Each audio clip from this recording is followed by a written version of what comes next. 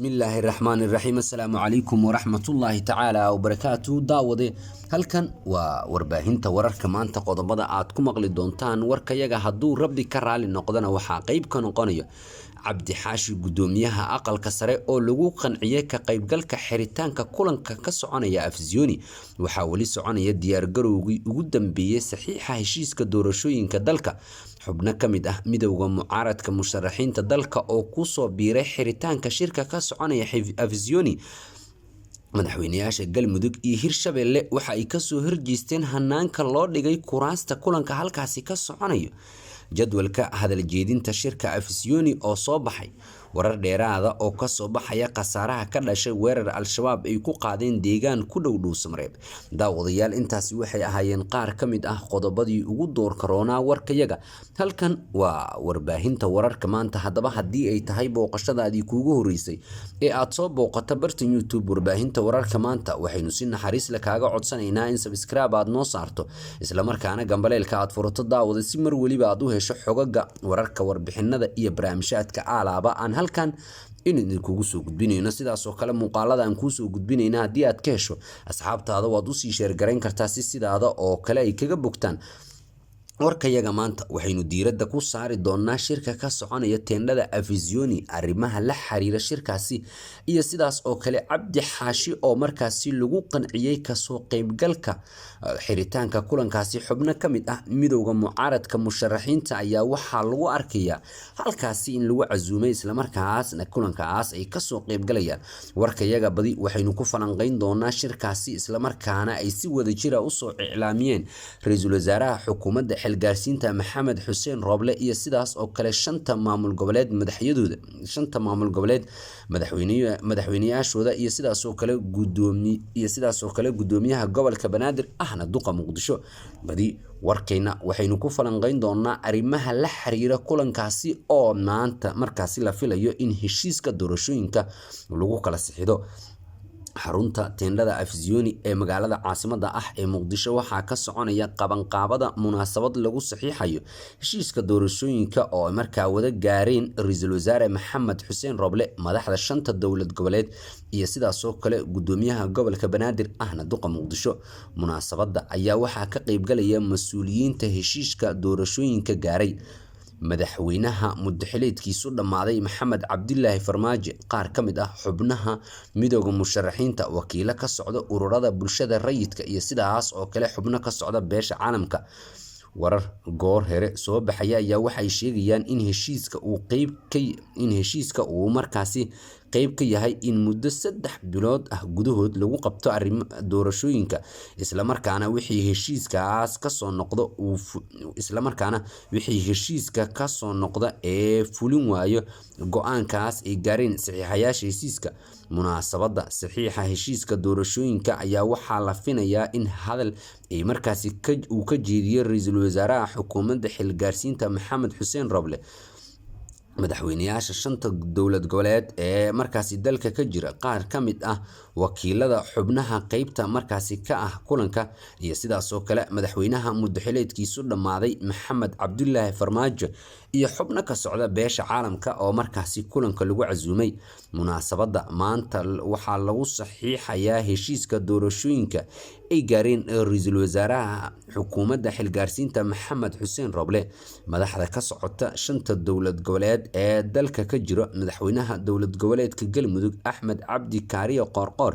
madaxweynaha maamulka Hirshabelle Cali Gudlaabe Xuseen madaxweynaha maamulka Koonfur Galbeed Soomaaliya Laftagraan iyo sidaas oo kale madaxweynaha maamulka Puntland Saciid Cabdilaahi Dani iyo madaxweynaha maamul goboleedka Jubbaland Axmed Maxamed Islaam Axmed Madoobe ayaa dhammaantood kulankan waxa ay ugu baaqeen in isla markaana ay hadal ka jeedin doonaan kulankan ayaa waxa uu ahaa kulan horay markaasi ay u wada iclaamiyeen ra'iisul wasaaraha xukuumadda xilgaarsiinta Maxamed Xuseen Rooble iyo xubnaha iyo madaxweynayaasha maamul goboleedyada dalka ka jira waxa ayna sheegeen in shirkani uu noqonayo mid si wadajir ah ay uga qayb galayaan loogana hadli doono markaas sidii dalka doorasho loo wada aadi lahaa. maalmihii aynu kasoo gudubnay ayuu shirkani waxa uu ka soconaya teendhada Afisiyoni waxaana looga wada hadlaya arrimo dhowr ah oo la xiriira arrimaha doorashooyinka. maanta ayaa la filayaa in kulankani lasoo gabagabeeyo isla markaana laga hadlo lana saxiixo heshiiska doorashooyinka. geesta kale hogaanka midowga musharaxiinta ayaa gudoomiyaha aqalka sare ku qanciyay inuu ka qayb galo munaasabada saxiixa heshiiska doorashooyinka. kulankan oo heygiisa kula yeesheen hogaanka midowga musharaxiinta gudoomiyaha aqalka sare cabdi xaasi ayaa waxaa markaasi looga hadlay tabashooyinkiisa iyo ka qaybgalka kulankani. gudoomiyaha aqalka sare cabdi xaashi ayaa waxaa lagu qanciyay in kulankaas uu ka qayb galo isla markaana uu qayb ka noqdo madaxda kulankaasi ka qayb galayso. cabdi xaashi ayaa waxa uu sheegay in kulankaasi uu qayb ka noqonayo waxa maalmihii u dambeeyay qodobada ugu muhiimsan ee leysla hadalhaya kulankan ay qayb ka ahayd qancinta tabashooyinka gudoomiyaha aqalka sare. sidaas oo kalena waxa uu diidanaa doorka kuraasta ka imaanaysa gobolada waqooyi oo markaasi laba dhinac ay ugu kala qaybsaneen gudoomiyaha aqalka sare iyo sidaas oo kale ra'iisul wasaare xigeenka xukuumadda xilgaarsiinta Mahdi Maxamed Xuseen Guuleed oo markaasi uu khilaaf xoogan uu ka dhashay soo xulista kuraasta ka imaanaysa gobolada waqooyi. ugu dambeyn kulan midowga musharaxiinta ay la yeesheen gudoomiye cabdi xaashi ayaa wax ay ku qanciyeen in markaasi uu qayb ka noqdo kulankaasi maanta la filayo in lagu saxiixdo heshiiska arrimaha doorashooyinka isla markaana sidaas oo kale ay qayb ka soo noqonayaan qaar ka mid ah xubnaha midowga musharaxiinta uu qayb ka yahay madaxweynayaal hore madaxweynihii hore ee Soomaaliya Xasan Sheekh Maxamuud iyo sidaas oo kale madaxweynaha hore Soomaaliya Sheekh Shariif Sheekh Ahmed ayaa waxa qayb ka noqonayaan madaxda kulankaas. waxaana sidaas oo kale la filayaa in hadal jeedin ay ku yeeshaan munaasabada lagu gaaraya arrimaha doorashooyinka. markana faahfaahin dheeraada ayaa waxa ay ka soo baxayaan khasaaraha ka dhashay dagaal ka dhacay deegaan ku dhow Dhuusamareeb. wararka ka imaanaya gobolka Galgaduud ayaa waxa ay sheegayaan in dagaalamayaal ka tirsan Al-Shabaab ay weerar ku soo qaadeen deegaan lagu magacaabo Xayow oo ka tirsan degmada Dhuusamareeb. weerarka waxay sheegayaan in weerarkan ay Al-Shabaab ku dileen 3 ka mid ah koox markaasi iskeed isku abaabushay oo deegaankaasi joogtay. sidoo kale weerarka ayaa waxa ku dhaawacmay isla markaana dhaawacyo ay ka soo gaareen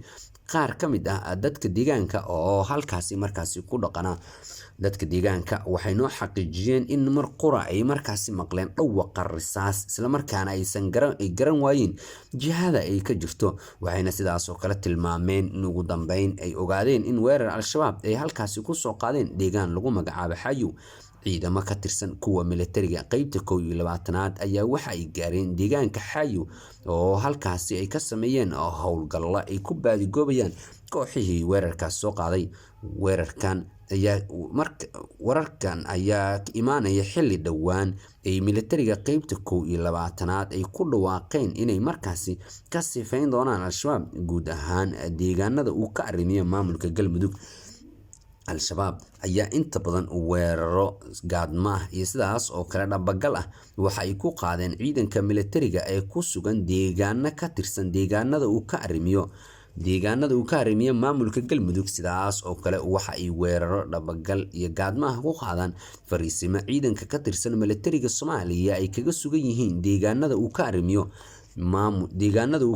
maamulka Galmudug. dhowaan war ka soo baxay maamulka Galmudug ayaa waxay ku sheegeen in ay wadaan qorsho ku aadan in gabi ahaanba ay markaasi Al-Shabaab ka saaraan deegaanada iyo degmooyinka ay kaga sugan yihiin deegaanada uu ka arrimiyo maamulkaasi. sidaas oo kale ilaa iyo haatan ma jiro wax hadal ah oo ka soo baxay maamulka Galmudug oo ku aadan weerarkaasi Al-Shabaab ay ku qaadeen fariisinka ay halkaasi ku lahaayeen ciidan iskood isku abaabulay. Ciidanka militariga ayaa howlgalka kadib waxa ay sheegeen in al-shabaabkii weerarka halkaasi ku soo qaaday ay ka saareen, haatanna ayaga ay ku sugan yihiin. Sidaas oo kale waxa ay tilmaameen in ay wadaan qorshayaal ay al-shabaab kaga saarayaan deegaanada iyo degmooyinka ay kaga sugan yihiin deegaanada uu ka arrimiyo maamulkaas. Waxayna sidaas oo kale tibaaxeen in ay wadaan qorshihii ugu dambeeyay ee markaas al-shabaab kaga saarayaan. ilaa iyo haatan ma jiro wax hadal ah oo ka soo baxay al-shabaab oo ku aadan weerarkaasi, marka laga tago in la xaqiijiyay 3 ka mid ah ciidankii iskood isku abaabulay oo halkaasi ku sugnaa in waxyeelo ay kasoo gaartay weerarkii markaas ay ku soo qaadeen ciidamo ka tirsan al-shabaab. daawadayaal, guud ahaan warkii oo aad kala socoteen warbaahinta wararka maanta halkaa ayaan kusoo gabagabeynaya. waad ku mahadsan tahay la socodka iyo la jaanqaadka warkayaga. bartan waxay kuusoo gudbin doontaa wararkii ugu dambeeyay ee guud ahaan caalamka ka dhaco, gaar ahaan wararka ugu dambeeyay ee ka dhaca Soomaaliya. waxaynu diiradda saari doonaa isla markaana doorkayaga uu noqon doonaa arrimaha doorashooyinka la xiriira dalka iyo sidaas oo kale shirarka ka soconaya magaalada caasimadda ah ee Muqdisho. maalmaha doorashooyinka waxaynu diiradda saari doonaa arrimaha la xiriira doorashooyinka, annaga oo xoojin doono wararka la xiriira doorashooyinka oo alaaba aan idiin soo gudbin doono. waad ku mahadsan tahay la socodka iyo la jaanqaadka bartayaga warbaahinta wararka maanta. muuqaalada, warbixinada, wararka iyo aan idiin soo gudbino asxaabtaada oo dushii sheer garayn kartaa si sidaada oo kale ay kaga bogtaan isla markaana ay ugu xirnaadaan bartan YouTube ee warbaahinta wararka maanta.